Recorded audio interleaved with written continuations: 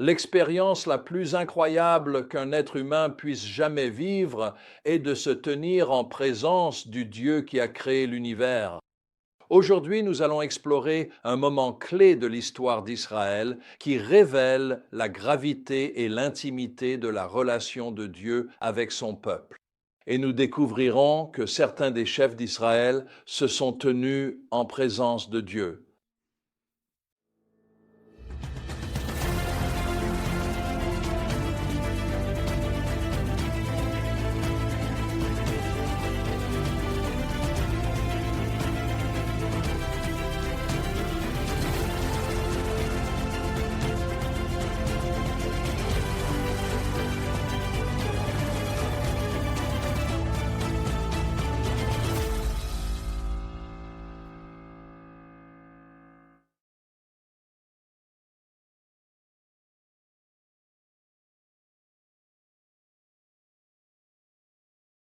Plongeons dans les chapitres 24, 25, 29 et 31 de l'Exode, où nous voyons Dieu établir son alliance avec Israël dans la pierre et donner des instructions pour sa demeure au milieu d'eux.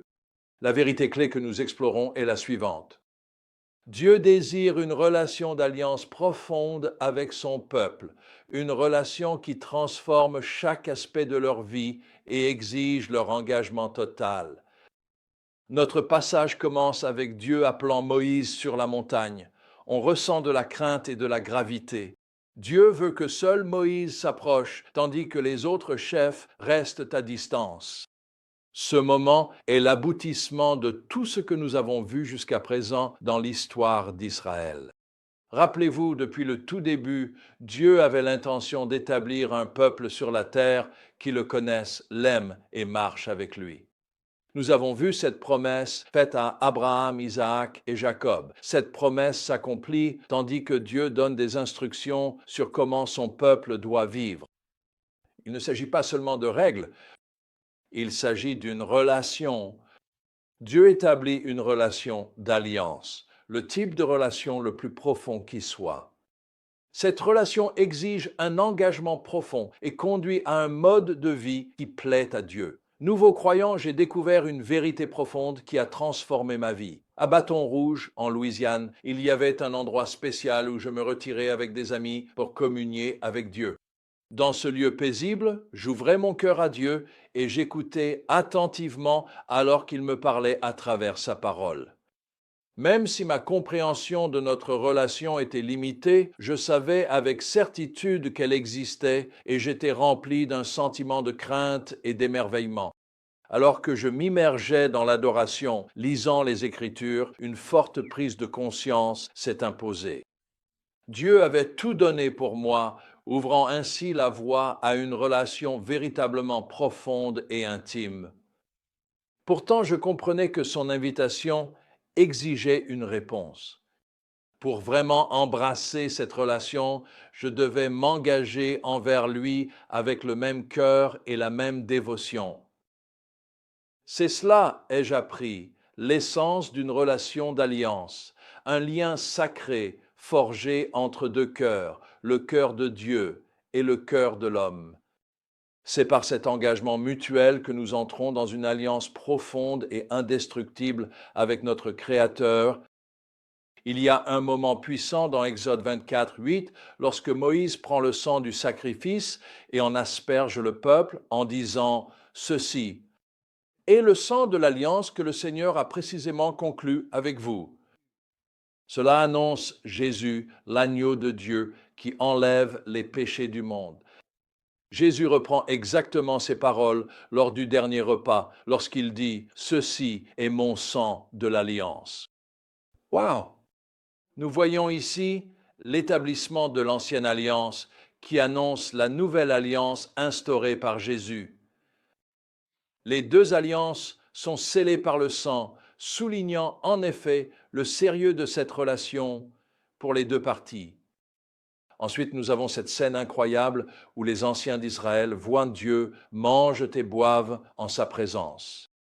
Pouvez-vous imaginer la crainte qu'ils ont dû ressentir? Ce moment d'intimité montre le désir de Dieu d'être proche de son peuple.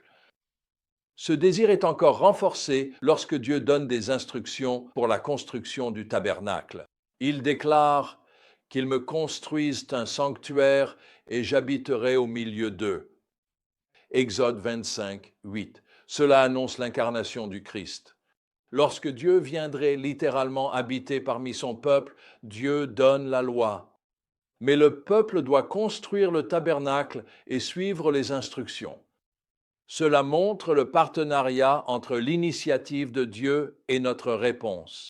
Les instructions détaillées sur le culte montrent que nous devons nous approcher de Dieu selon ses conditions et non les nôtres.